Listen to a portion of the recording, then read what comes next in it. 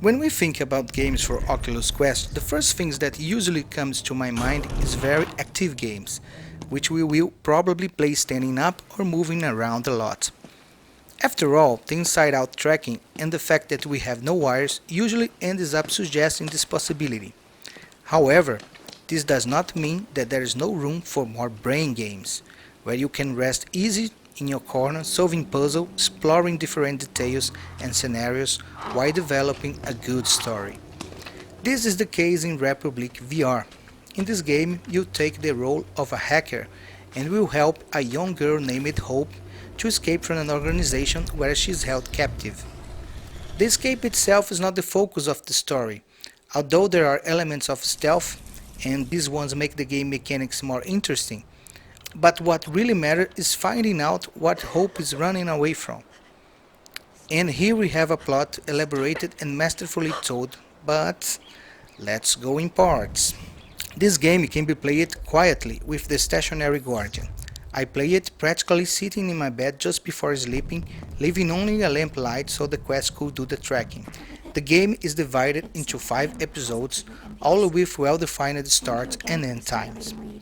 Playing calmly and working well the exploration, each episode took me around 2 hours to finish, in a total of almost 11 hours of gameplay. Hope is a third-person character. You follow her movements through the various cameras scattered around the technological complex. You don't control her directly with the directionals, but point where she should go.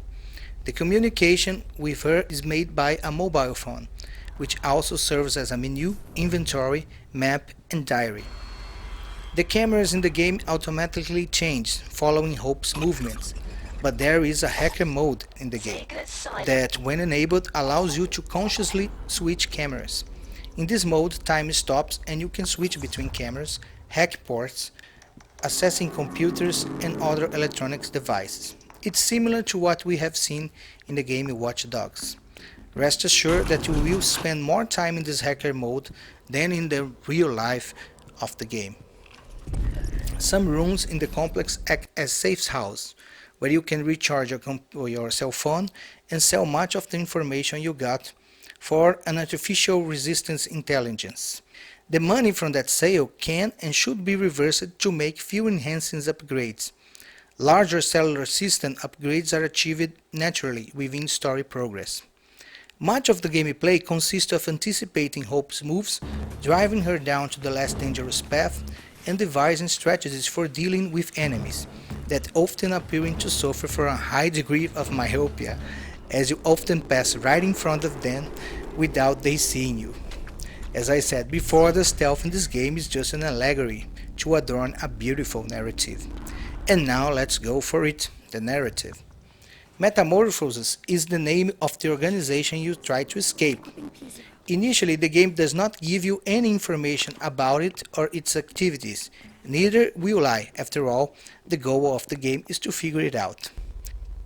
Some central characters will become present in the first episode, and you will delve deeper into their personalities through the game. You will learn very early to hate the director of the organization. His name is Treslanov, but the game will often refer to him as director or supervisor. I never knew his face because it's always appear pixelated in the game, as if it were impossible to identify it through your hacking lens. The director's personality is shown through information obtained through email, recorded conversations by phone, and also by his opinion about books you find all over the maps. There are many of these books, most of them about philosophy and how life develops in society. The director seems to disagree with the authors and wants to institute his own doctrine, published in a book called The Manifesto.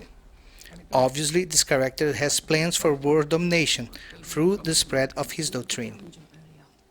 Another interesting character is Cooper, a soldier of a local militia, the Price Rack, who for some reason helps you and the girls in the early episodes of the games.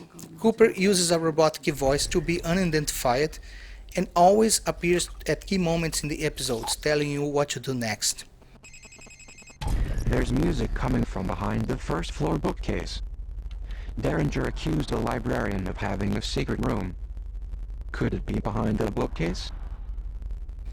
Each time you drop a prize rack with your electric stun gun or pepper spray, you get a CD containing a virtual reality game. So Cooper makes pertinent comments about the game.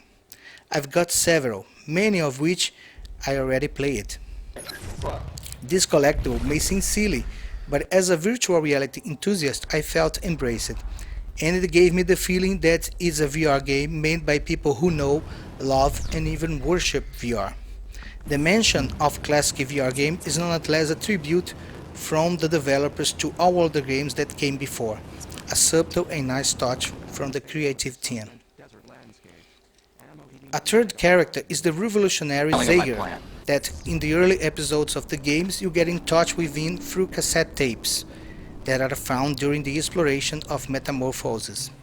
However, as it's already an obsolete technology, you need to find an old recorder to play these tapes and convert them first to audio files, so you can hear it and the story in your phone. There are other characters, some even interesting, but these I'll let you find out for yourself. Everything you encounter along the way in this game tells a piece of the story, from collectibles to physical encounters with the characters, usually a small fragmented piece that over the course of the episodes come together to form a large mosaic that is the story of this game.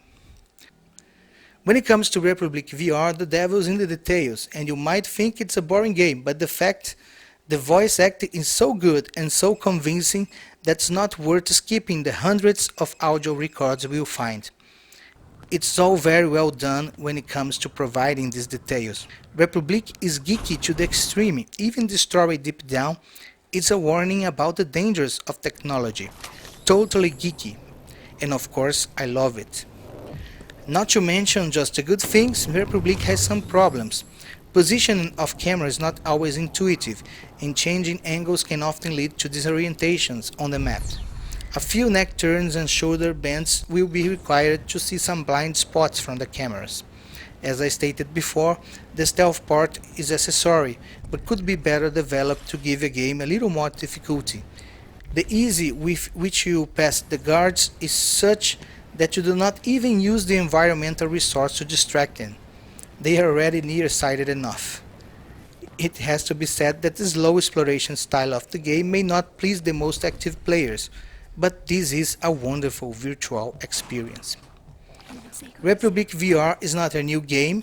It was released in 2016 for iOS and Android, later receiving versions for Gear VR and Oculus Go, and now, in July of this year, just received the Oculus Quest version, and I believe it adapted very well. It's selling for $15 at Oculus Store, which I think is a reasonable and good price. That's it, folks. I hope you enjoyed this review. Sorry, very sorry about my bad English. I promise to improve it over the time.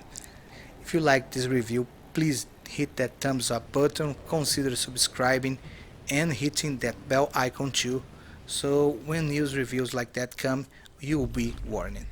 Thank you a lot and bye.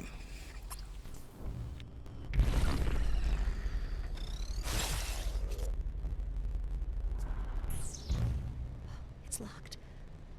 Can you access that? Locked.